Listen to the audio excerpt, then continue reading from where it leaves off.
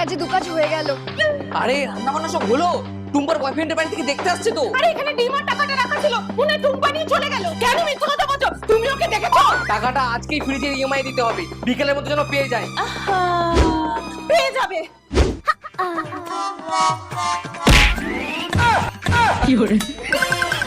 দিনগুলো মেখেছো তাই না?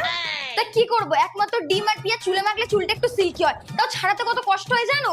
না, অন্য উপায়ও আছে। হতেই পারে না। যেই টাকাটা চুরি করেছো সেটা দাও, তারপরে বলছি। কি প্রমাণ আছে? দিচ্ছি প্রমাণ, আগে উপায়টা বলি। এই দেখো, এটা হচ্ছে আলস গুডনেস এর ফ্লেক্সের জেল। এই ফ্লেক্সের জেল আমার ড্যামেজ চুলগুলোকে ঠিক করে, চুলটাকে সফট, শাইনি, স্ট্রেট আর সিল্কি করে দেয়। প্রথমে চুলে এটা ভালো করে লাগিয়ে মাসাজ করে 30 মিনিট রেখে ওয়াশ করে নিতে হবে। এটা কিন্তু হোম রেমেডির মতো, ইউজের পর কোনো রকম ভাবে জ্বর ছাড়াতে প্রবলেম হয় না।